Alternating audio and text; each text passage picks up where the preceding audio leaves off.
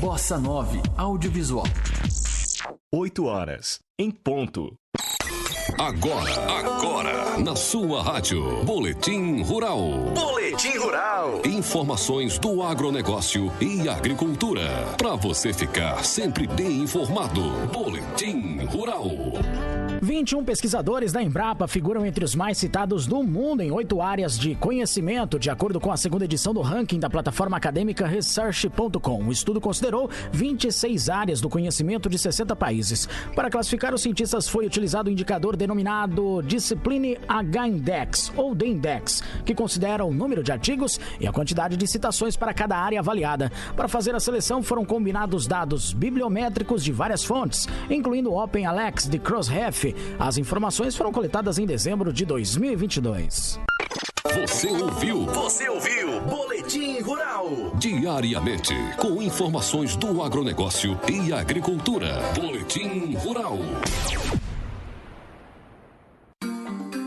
Todos os anos, cerca de 1 bilhão e 300 mil toneladas de alimentos são desperdiçadas ou perdidas em todo o mundo. Então, cerca de 1/3 de tudo que produzimos acaba no lixo. Mas por que desperdiçamos tanta comida? Um dos problemas é a logística e armazenagem do transporte, que por aqui é lastimável, de acordo com Antônio Alvarenga, presidente da Sociedade Nacional de Agricultura, a SNA. Outro problema também é o fato do consumidor ser muito exigente com relação à estética dos alimentos. Ele não gosta quando aquela fruta está um pouco feia ou escura, mas pode ser comida normalmente como as outras. É o que afirma Silva, da rede Save Food Brasil. Com este grande problema, várias iniciativas foram criadas no Brasil para tentar barrar o desperdício de comida. Entre elas, um aplicativo que funciona como o Tinder, aquele da paquera, sabe? Ao invés de um crush, você aproxima a comida sobrando com quem precisa dela. Ele se chama Comida Invisível. De qualquer forma, o consumidor tem um papel fundamental não só de fazer a sua parte, mas também de cobrar o que os supermercados, os restaurantes e outros lugares que frequentamos estão fazendo para evitar isso. Diga não ao desperdício. Seja um consumidor consciente.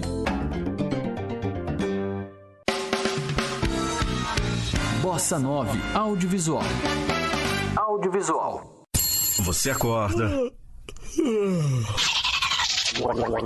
Você faz um café e a primeira coisa que você quer é uma boa notícia. Aquela dada com credibilidade e imparcialidade. Então, tá feito. Café com Notícia. Trazendo as primeiras e principais notícias do dia. Café com Notícia. Bom dia. Desperte para esse novo dia. Em 5 segundos, Café com Notícia. As principais notícias. Café com Notícia. Bom dia! Está entrando no ar o jornal Café com Notícias. O Café com Notícias chega trazendo as primeiras e principais notícias do dia. No primeiro bloco tem a previsão do tempo. Café com Notícia. Previsão do tempo para quinta-feira, 24 de agosto. Região Centro-Oeste. Campo Grande, Mato Grosso do Sul, tem nesta quinta-feira tempo claro com névoa seca pela manhã e poucas nuvens com névoa seca à tarde. Os termômetros registram mínima de 23 e máxima de 38 graus. A umidade do ar fica entre 15% a 50%. Cuiabá, em Mato Grosso, fica com tempo claro com névoa seca no período da manhã e poucas nuvens com névoa seca à tarde. A temperatura varia entre 27 e 39 graus. A umidade do ar registra de 20% a 45%. Região Nordeste. Salvador, na Bahia, apresenta muitas nuvens com possibilidade de chuva isolada pela manhã e sol entre muitas nuvens à tarde. A temperatura mínima é de 22 e a máxima de 30 graus. A umidade relativa do ar vai de 60% a 90%. Ubajara, no Ceará, festeja aniversário com sol entre muitas nuvens. A temperatura oscila de 19 a 36 graus e a umidade do ar marca de 30% a 100%. Região Norte. Boa Vista e Roraima tem muitas nuvens com possibilidade de chuva isolada. A temperatura marca mínima de 25 e máxima de 36 graus. A umidade do ar vai de 40% a 85%. Palmas, em Tocantins, fica com sol entre muitas nuvens. A temperatura oscila entre 23 e 37 graus e a umidade do ar gira em torno de 25% a 80%. Região Sudeste. Vitória, no Espírito Santo, apresenta sol entre muitas nuvens pela manhã e sol entre poucas nuvens à tarde. A temperatura varia entre 20 e 33 graus e a umidade relativa do ar vai de 50% a 95%. Buritama, em São Paulo, festeja aniversário com sol entre poucas nuvens pela manhã e poucas nuvens com névoa seca à tarde.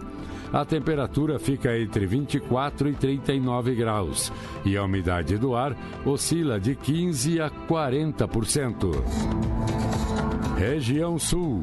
Florianópolis, em Santa Catarina, tem nesta quinta-feira muitas nuvens com pancadas de chuva isoladas pela manhã e muitas nuvens com pancadas de chuva e trovoadas isoladas à tarde.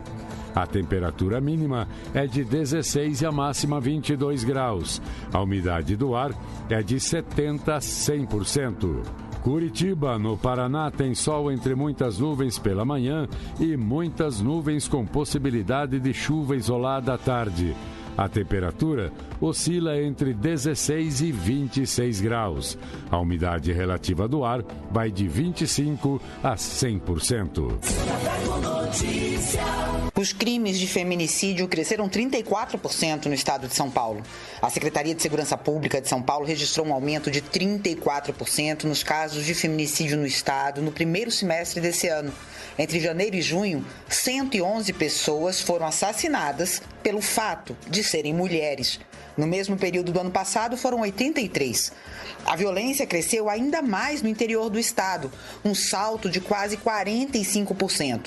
Descontando os casos registrados na capital e na região metropolitana, 74 mulheres foram vítimas de feminicídio nas cidades paulistas. No ano passado, foram 51 mulheres.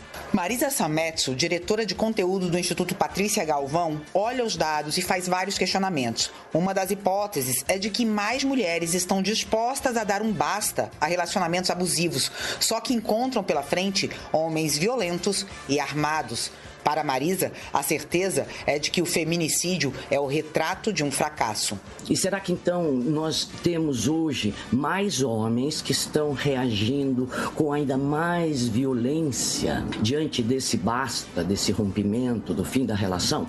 Homens que não admitem ser contrariados e estão recorrendo à violência extrema. E também nesse contexto, o maior número de armas de fogo nas mãos da população também pode estar contribuindo, né? Mas eu acho que, independentemente dessas considerações, todo feminicídio é um crime evitável. Se houver uma interferência antes que o pior aconteça. Se ocorre um feminicídio, é porque a sociedade e o Estado falharam em proteger essa mulher. Então todos falhamos. E essa vida perdida é um retrato do nosso fracasso. Questionada, a Secretaria de Segurança Pública disse em nota que São Paulo tem a maior estrutura do país de combate à violência contra a mulher, com 140 delegacias de defesa da mulher, e que os crimes podem ser registrados 24 horas por dia pela internet.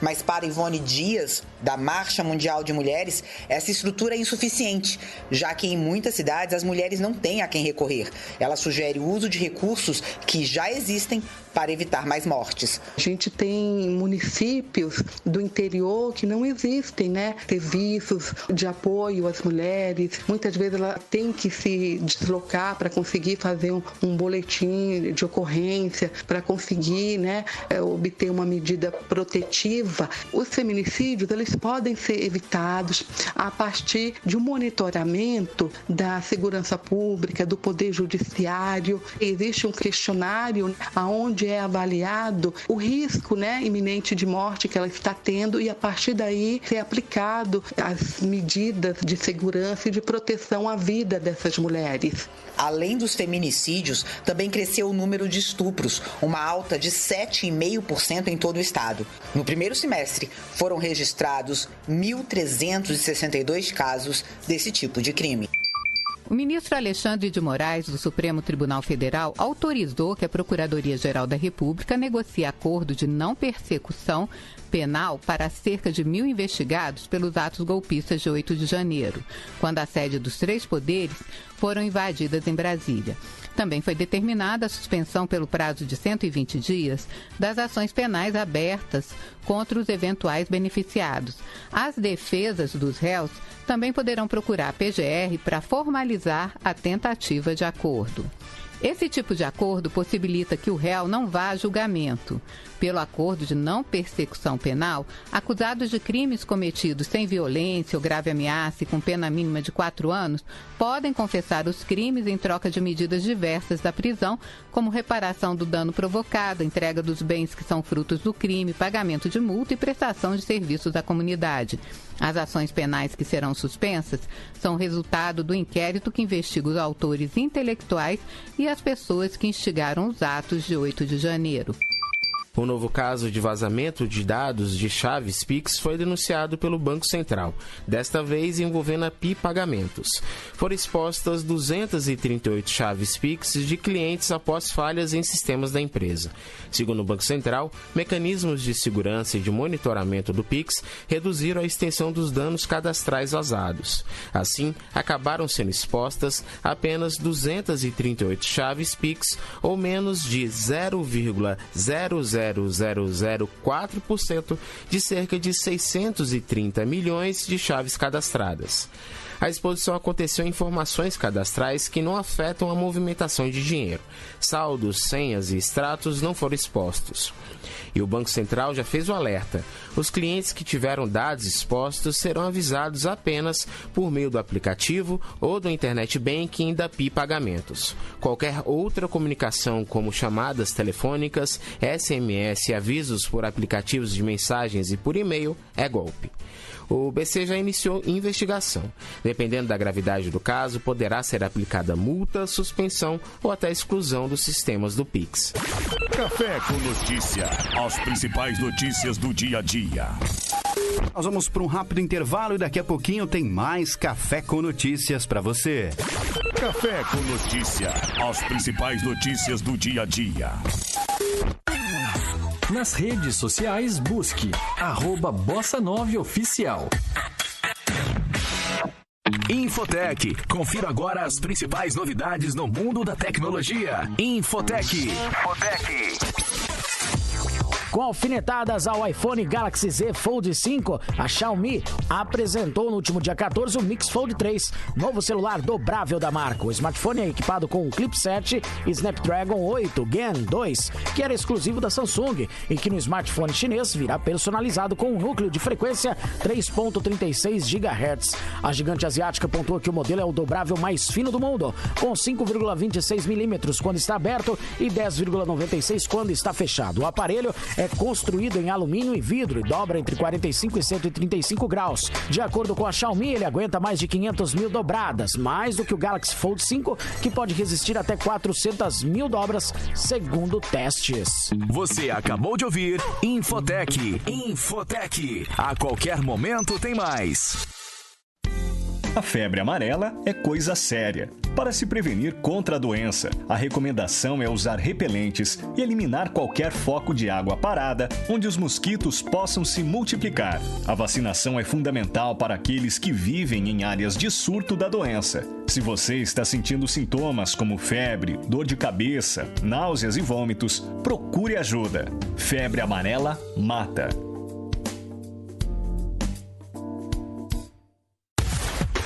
Clique. Rádio Bossa 9. Café com Notícia. Trazendo as primeiras e as principais notícias do dia. O número de mortes violentas caiu 33% em julho no Rio de Janeiro em relação ao mesmo período do ano anterior. Foram 299 mortes em 2023 contra 445 em julho de 2022. Na análise dos crimes contra a vida, foi observado que no mês passado o Rio de Janeiro também atingiu o menor número de homicídios em 32 anos, considerando o mês de julho com uma queda de 30% e redução de 42% das mortes por intervenção de agente do Estado. É o que mostra o levantamento do ISP, Instituto de Segurança Pública, responsável por consolidar a estatística criminal do Estado. O roubo de cargas caiu pela metade no 7º mês do ano, 52%. Foi o menor número de casos para o mês desde 1999. O roubo de veículos apresentou o menor número de casos para o mês desde 1991, com 844 notificações a menos. E os roubos de rua, que são roubo a pedestres, roubo de aparelho celular e roubo em coletivo, caíram 24%, registrando o menor número para julho desde 2004. Os dados apresentados pelo Instituto de Segurança Pública do Estado apontam que o número de fuzis tirados das ruas do Rio de Janeiro subiu 53% em julho deste ano. O filho da líder quilombola Maria Bernadette Pacífico Moreira, que foi morta com 22 tiros dentro de casa na semana passada, deixou o quilombo Pitanga dos Palmares, na região metropolitana de Salvador, na Bahia, onde morava com os filhos, pois teme pela segurança. Os familiares e mãe Bernadette foram retirados do local como uma medida de proteção. Jurandir Wellington Pacífico afirmou nesta terça-feira que teme que as investigações não sigam adiante, assim como as investigações pela morte do único irmão dele, filho de Bernadette, Flávio Gabriel Pacífico dos Santos, morto em condições semelhantes com 16 tiros em 2017. Segundo Jurandir, o motivo dos assassinatos foram a especulação imobiliária e a grilagem de terra em torno do quilombo. Mãe Bernadette era coordenadora nacional de articulação de quilombos e ex-secretária municipal de promoção da igualdade racial. Cerca de 350 famílias constituem o quilombo Pitanga dos Palmares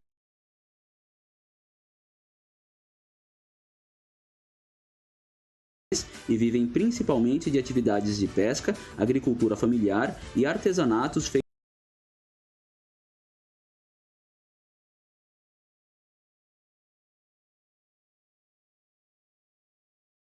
com piaçava. De acordo com o mapa de conflitos, são mais de 850 hectares que têm sido alvo de especulação imobiliária. Em 2017, foi publicado o relatório técnico de identificação, uma etapa obrigatória do processo de titulação das terras quilombolas. O mapa de conflitos é produzido pelo Núcleo Ecologias, Epistemologias e Promoção Emancipatória da Saúde, da Fiocruz. Equipes do governo da Bahia e do Ministério dos Direitos Humanos e da Cidadania estão atuando junto com os órgãos de segurança para melhorar os programas de proteção. Atualmente na Bahia, 94 defensores de direitos humanos, como quilombolas, indígenas e trabalhadores rurais, estão sob proteção. Na semana passada, a Polícia Federal instaurou um inquérito para investigar o homicídio de mãe Bernadette. O homicídio do filho dela, Flávio, também está sendo apurado na regional no estado da Bahia. As investigações seguem em sigilo. O INCRA publicou nesta quarta-feira no Diário Oficial da União o edital com a notificação dos 44 proprietários ou ocupantes identificados dentro do quilombo Pitanga dos Palmares, onde Maria Bernadette Pacífico, a mãe Bernadette, foi assassinada na semana passada dentro de casa, no município de Simões Filho, na Bahia. O processo de notificação desses ocupantes se arrastava há quase 6 anos no INCRA. Segundo o órgão, como não foi possível notificar esses ocupantes no local, decidiu-se notificá-los por meio de edital. Com isso, os ocupantes ou proprietários desses imóveis têm até 90 dias para contestar a demarcação. A demora na titulação do território do quilombo Pitanga dos Palmares tem sido apontada pelos quilombolas e suas lideranças locais como a origem da violência contra a comunidade. Antes da mãe Bernadette, em 2017, o filho dela, Flávio Gabriel Pacífico dos Santos, o Binho do Quilombo, foi morto a tiros enquanto deixava os filhos na escola. Por meio da assessoria, o INCRA justificou que a demora na notificação dos imóveis que estão no quilombo Pitanga dos Palmares foi causada pela complexa situação fundiária do local, que fica na região metropolitana de Salvador, e pela dificuldade de atuação dos servidores causada tanto pela pandemia quanto pelas restrições orçamentárias impostas pelo governo anterior. Segundo a Associação dos Servidores da Reforma Agrária da Bahia, o setor do INCRA do Estado, que trabalha com a titulação de quilombos, possui apenas 7 servidores para mais de 380 processos de regularização fundiária e mais de 220 processos de desapropriação de imóveis rurais. A CPI mista dos atos golpistas não deverá quebrar os sigilos do ex-presidente Jair Bolsonaro e da ex-primeira-dama Michele, nem investigar o caso das joias. Pelo menos essa é a determinação do presidente da comissão, o deputado Arthur Maia. Para ele, não existe conexão entre os ataques e a venda das joias. Venda de joias, quebrar o rifle do presidente Bolsonaro. Será que alguém aqui, em juízo perfeito, vai imaginar que o presidente Bolsonaro estava lá mandando pix da conta dele para patrocinar invasão do Palácio do Planalto, do Congresso Nacional de Rio de Janeiro? Obviamente que não. A não ser que chegue na CPI alguma vinculação que possa demonstrar de que havia algum tipo de ação dessa natureza, eu não vejo sentido para você quebrar o sigilo apenas porque é o ex-presidente da República. Então, se quiserem fazer uma CPI para discutir presentes de ex-presidentes, venda de Rolex, negócio de joias, façam outra CPMI. Maia deu a declaração nesta quarta-feira após se reunir com o comandante-geral do Exército, o general Tomás Paiva, no QG do Exército em Brasília. Encontro esse que ocorreu após pedido do próprio Arthur Maia e um dia depois da reunião tensa que a CPMI teve. É que ontem governo e oposição chegaram a bater boca por divergências sobre quais requerimentos deveriam ser votados e a sessão foi suspensa. Ainda sobre o encontro com o comandante-geral no QG do Exército, Arthur Maia garantiu que não ouviu dele pedido para dar tratamento especial a quem quer que seja ou deixar de convocar determinadas pessoas. Absolutamente nenhum pedido. Pelo contrário, o que eu ouvi reiteradamente do comandante é que a CPI cumpre o seu papel, que o que interessa de fato às Forças Armadas brasileiras é mostrar qual foi o papel de comprometimento com as instituições democráticas e com a Constituição que as Forças Armadas do nosso país cumpriram em todo esse episódio.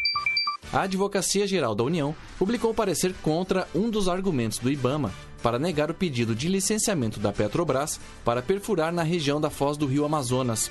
A AGU concluiu que a avaliação ambiental de área sedimentar não é obrigatória para liberar a atividade. A falta do estudo também não pode impedir o licenciamento ambiental para exploração e produção de petróleo e gás natural. A AGU se baseou em decisões do Supremo Tribunal Federal de que a viabilidade ambiental de um empreendimento deve ser atestada no próprio licenciamento e não pela avaliação ambiental de área sedimentar.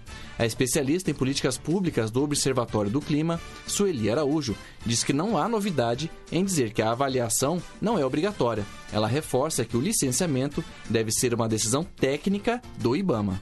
Não cabe ao Ministério das Minas e Energia, nem ao próprio Ministério do Meio Ambiente, interferir em decisões técnicas do IBAMA sobre licenciamento ambiental.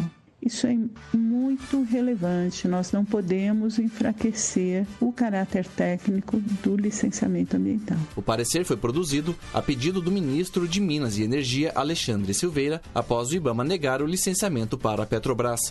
Café com Notícia, as principais notícias do dia a dia. Nós vamos para um rápido intervalo e daqui a pouquinho tem mais Café com Notícias para você. Café com Notícia, as principais notícias do dia a dia. Música e conteúdo de primeira. Você só encontra aqui. Rádio Bossa 9.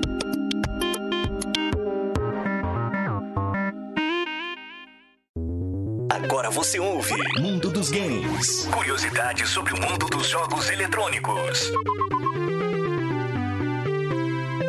Já ouviu falar em River Raid? O jogo, considerado um clássico, foi lançado pela empresa Activision em 1982 para o console Atari 2600 e foi um dos jogos mais populares na sua época e vendeu mais de 2 milhões de cópias só nos Estados Unidos. Em River Raid, o jogador controla um avião que sobrevoa um rio. O avião então move-se verticalmente ao longo do rio, repleto de navios, helicópteros e aviões inimigos. E o nível de dificuldade era progressivo. River Raid marcou também por ser o pai do Checkpoint. E até hoje não se sabe se alguém realmente terminou o jogo. Você ouviu Mundo dos Games. Curiosidades sobre o mundo dos jogos eletrônicos.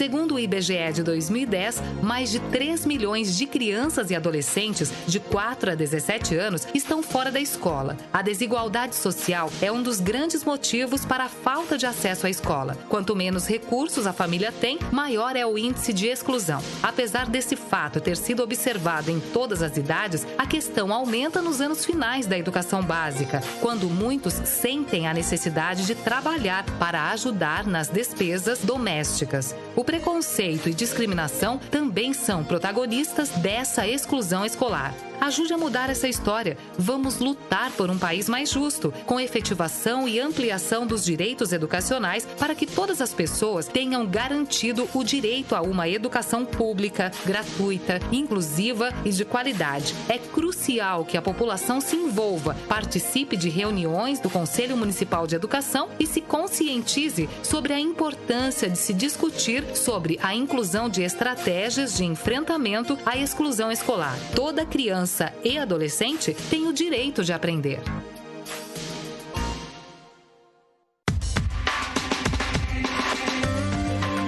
Música e conteúdo de primeira. Você só encontra aqui. Rádio Bossa 9.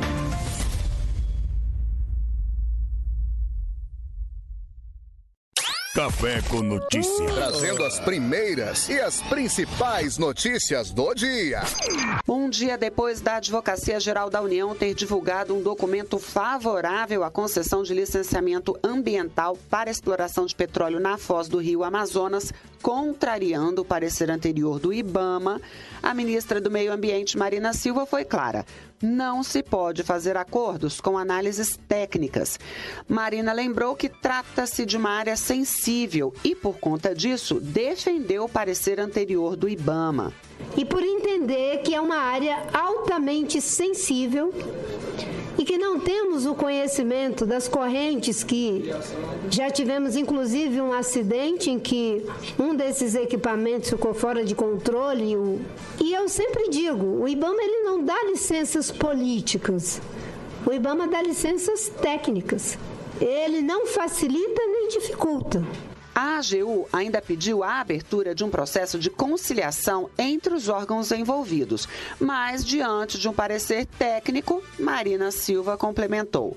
Questões técnicas, não existe conciliação para questão técnica. Isso aí eu não tenho como dizer diferente, porque eu não posso botar numa rodada de conciliação a Anvisa para decidir por decisão política, administrativa, o que for, se aquele remédio é tóxico ou não é tóxico. A mesma coisa é os processos técnicos de licenciamento do IBAMA. Nessa terça-feira, a Advocacia Geral da União divulgou um documento elaborado a pedido do Ministério de Minas e Energia para checar a viabilidade jurídica para que a Petrobras possa iniciar os testes técnicos de exploração no chamado Bloco FZA M59, localizado a 175 quilômetros na foz do Rio Amazonas. Esse parecer é contrário a um anterior do IBAMA, divulgado em maio, e que negou o licenciamento ambiental pedido pela Petrobras para realizar atividade de perfuração marítima no local, em razão de incompatibilidade inconsistências técnicas para a operação segura em uma nova área exploratória. Mas, para a AGU, a ausência do documento da chamada avaliação ambiental de área sedimentar não pode impedir o licenciamento ambiental de empreendimentos de exploração de petróleo e gás natural. Ao comemorar a aprovação do novo marco fiscal, o ministro da Fazenda, Fernando Haddad, disse que a matéria é um caminho para o equilíbrio fiscal do país e que vai orientar a proposta do orçamento de 2024. Obviamente que o arcabouço fiscal caminha para o equilíbrio, a nossa tarefa é estabelecer o ritmo desse equilíbrio, né?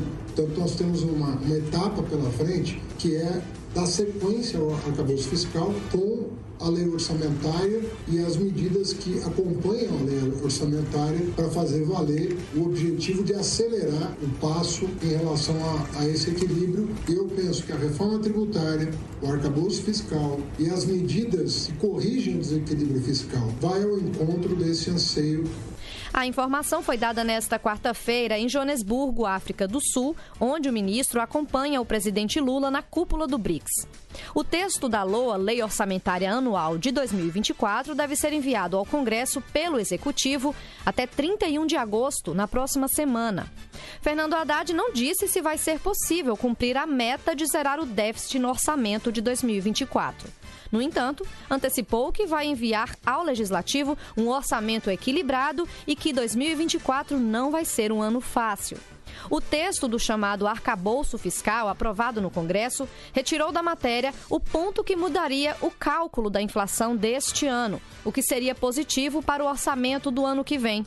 Segundo ele, isso ficou de fora por um critério técnico. O argumento era, não pode ser até o final do ano, porque a inflação do ano só se fecha no ano seguinte e o orçamento tem que ser fechado no ano anterior. Por isso que a emenda do Randolph era, então vamos tomar a inflação de dezembro a novembro e não de janeiro a dezembro, viabilizando algo que seria, do meu ponto de vista, mais satisfatório. O que o Congresso decidiu ontem? Que essa discussão vai ficar para a LDO. Mas eu não vejo nisso um grande problema e eu penso que o Congresso vai saber acomodar isso ao longo do ano ou como ele entender melhor.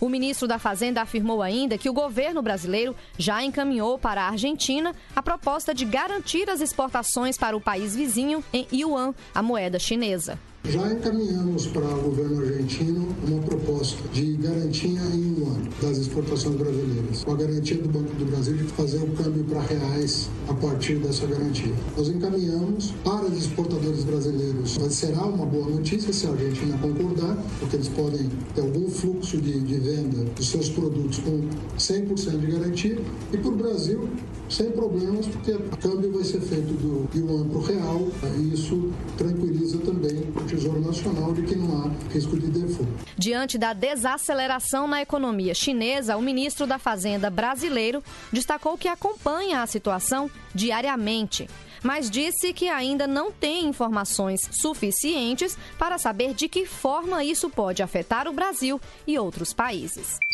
O afrouxamento na aplicação das leis ambientais dobrou as emissões de carbono na Amazônia em 2019 e 2020, primeiros 2 anos do governo de Jair Bolsonaro. A pesquisa, assinada por 30 cientistas, foi publicada na revista Nature. De acordo com a pesquisa, as emissões de gás carbônico cresceram quase 90% em 2019 e 122% em 2020, quando comparadas com o período de 2010 a 2018. Entre os principais fatores estão o desmatamento, a queima de biomassa e a degradação florestal. Segundo os pesquisadores, o aumento vem principalmente do oeste da Amazônia, que deixou de ser um sumidouro para ser fonte de emissões. De acordo com dados do PRODES, o desmatamento lá aumentou cerca de 80% nos 2 anos avaliados. A área queimada cresceu 42% em 2020. Nesse período, os órgãos de fiscalização multaram 30% menos em 2019 e 54% menos em 2020.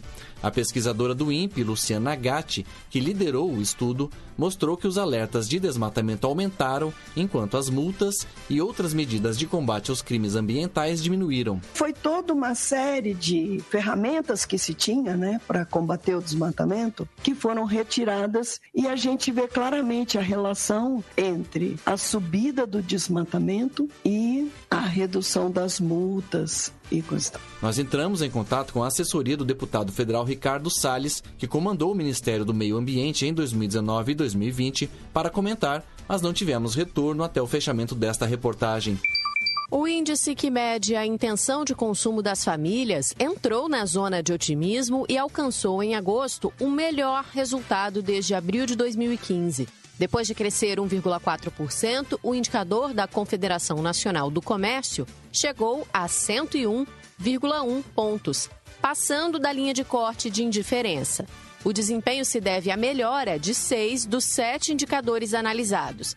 Mas os destaques, de acordo com a economista da CNC, Isis Ferreira, foram a satisfação das famílias com seu nível de consumo atual e com o acesso e uso do crédito. Isso tem a ver com a dinâmica dos preços da economia, uma inflação que está pelo menos 4 vezes mais baixa do que estava em meados do ano passado.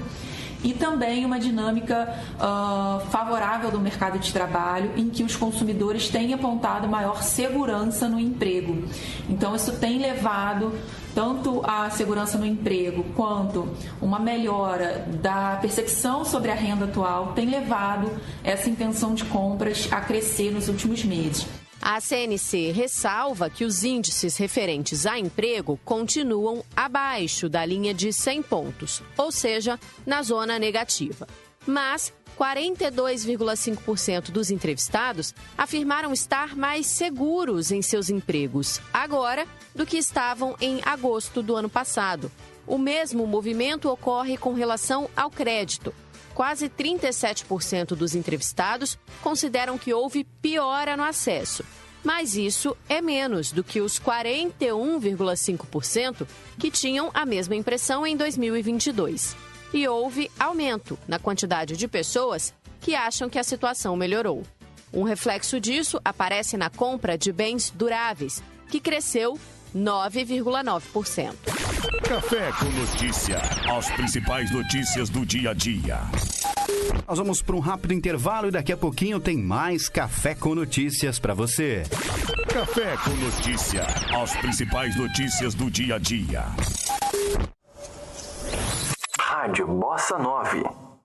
A partir de agora...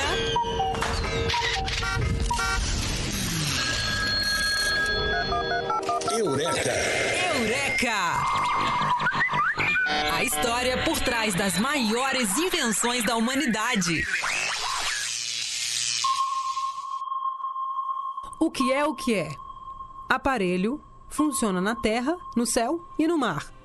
Se você respondeu radar, acertou em cheio. A palavra radar vem do termo em inglês Radio Detection and Ranging, que em português seria detecção e alcance por rádio. Esse aparelho é utilizado para localizar objetos a longa distância e teve origem em 1886 pelo físico alemão Heinrich Hertz, quando ele mostrou que as ondas de rádio poderiam ser refletidas em superfícies sólidas. Mas foi antes da Segunda Guerra Mundial que foi aprimorado e se tornou essencial para os militares. Mas você deve estar se perguntando, e o radar de trânsito? O uso do radar acabou se diversificando e hoje em dia, além do uso militar, ele é super importante para o controle de tráfego aéreo e para monitoramento e controle de rodovias. Mas é bom estar atento aos radares, viu? Não só pela velocidade, mas porque agora você já sabe que esse dispositivo com fama de vilão é, na verdade, uma ótima ferramenta para garantir a sua segurança e das outras pessoas. Você acabou de ouvir...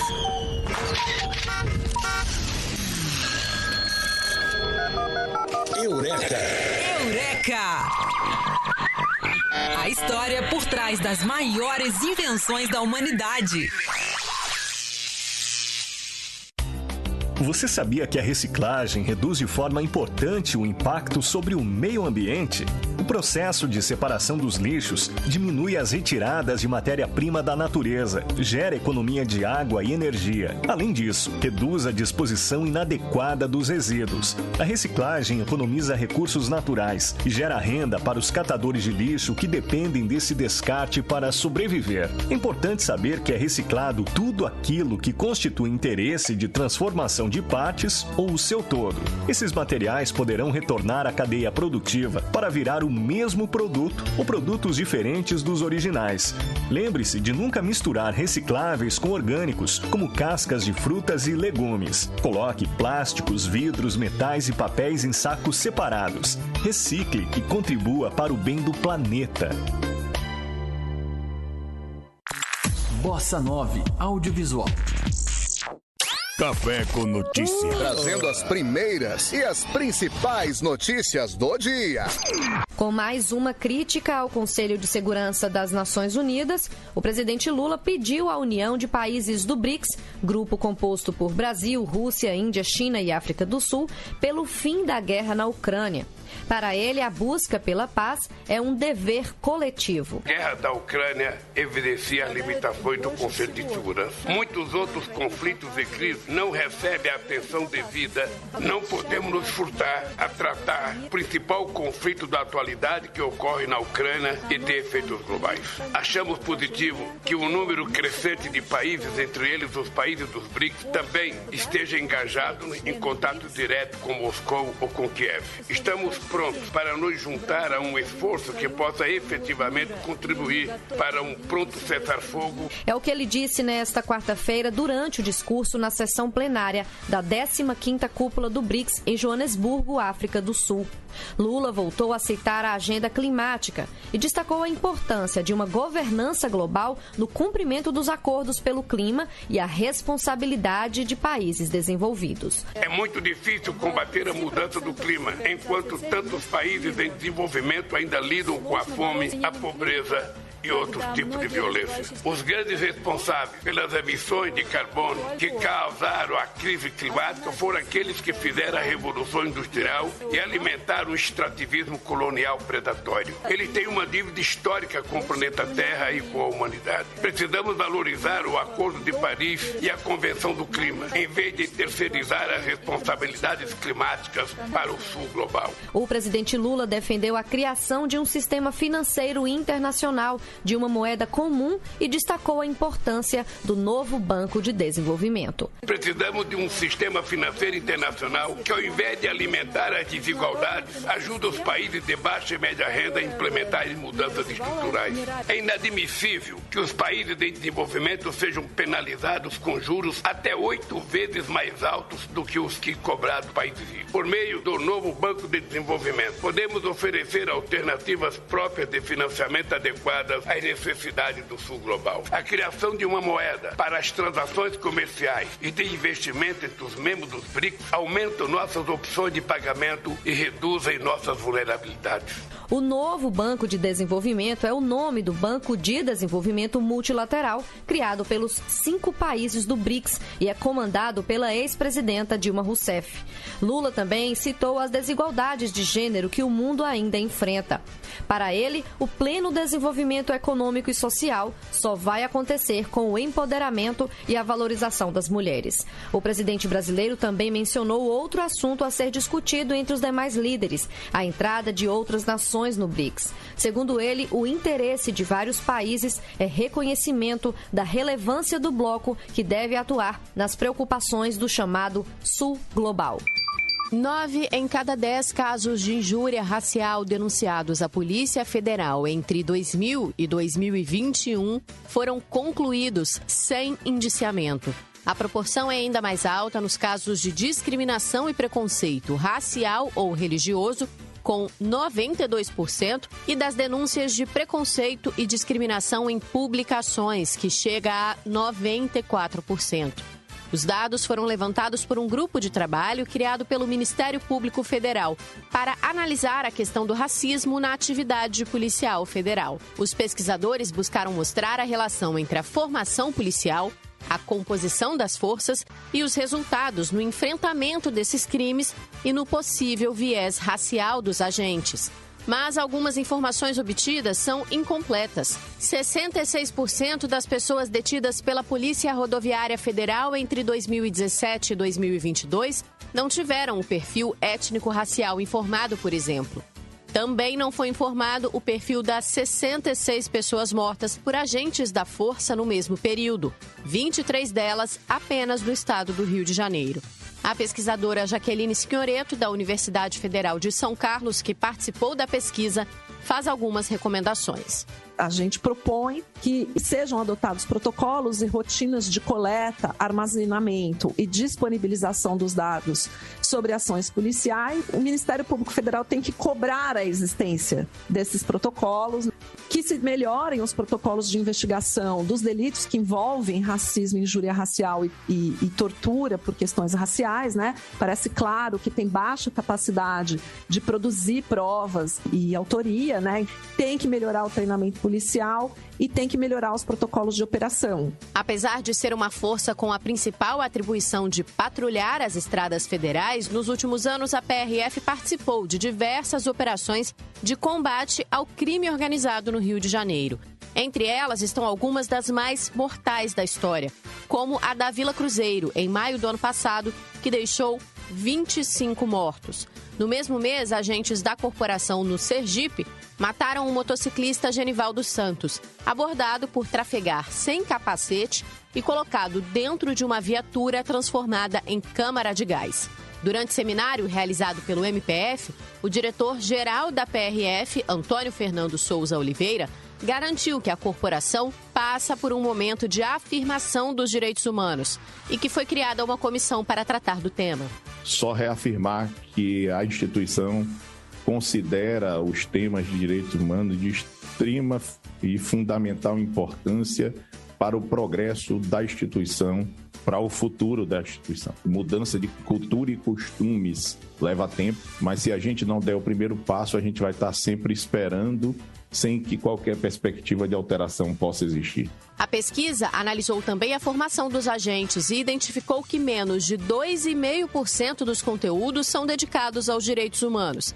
Na Polícia Federal, essa proporção foi de apenas 0,53% entre 2019 e 2021, subindo para 1,14% na formação dos funcionários da Senapen, a Secretaria Nacional de Políticas Penais, que administra os presídios federais, e chegando a 2,41% no caso da PRF. Mesmo assim, enquanto 150 horas são dedicadas a aulas de tiro e armamentos na PRF, apenas 6 horas versam sobre direitos humanos. De acordo com a policial rodoviária Paris Barbosa, que integrou a pesquisa, a área é abordada em outros conteúdos, mas falta equilíbrio. Um discurso dentro das polícias se instalou de que direitos humanos é transversal. E por ser transversal não precisa ter carga horária, porque todo mundo vai ensinar um pouquinho de direitos humanos. Não é a realidade. A gente precisa adequar o currículo dessas disciplinas em direitos humanos para que elas trabalhem em frente à reprodução institucional do racismo. Os pesquisadores identificaram ainda que a distribuição de brancos e negros entre os agentes penais federais é equilibrada, mas na Polícia Rodoviária Federal, enquanto há mais de 7.100 agentes brancos, menos de 4.200 são pardos e apenas 308 se declaram como pretos. Além disso, na Polícia Federal, mais de 66% dos servidores em cargos de chefia são brancos e apenas 27,1% são pardos ou pretos. A Polícia Federal foi procurada para comentar os baixos índices de indiciamento por crimes raciais, mas não respondeu até o fechamento desta reportagem. Mas durante o seminário em que os dados foram apresentados, o delegado Lucas Barros Lessa, representando a corporação, disse que dentro do projeto de transformação organizacional está a reformulação da formação policial, com a diminuição de elementos próprios da cultura militar em prol de uma formação mais humanística. A PRF declarou que as recomendações apresentadas pelos pesquisadores serão certamente consideradas para a evolução das práticas do órgão. Já a Senapen disse que disponibiliza aos servidores cursos voltados para diversas temáticas como direitos humanos, diversidades e gênero, e que o tema específico do racismo está no radar para as próximas formações. Notícia. Café com Notícias encerra sua edição desta quinta-feira. Obrigado pela sua audiência, pela sua companhia. Nós voltaremos amanhã, sexta-feira. Forte abraço e até lá. Nas redes sociais, busque @Bossa9Oficial. É dever de toda a comunidade escolar levantar a bandeira da educação inclusiva. Ela propõe que qualquer aluno com transtorno, deficiência ou alta habilidade deve ser abraçado, acolhido e fazer parte da comunidade escolar como qualquer outro. Mais que um dever, uma obrigação, é questão de afeto e humanidade.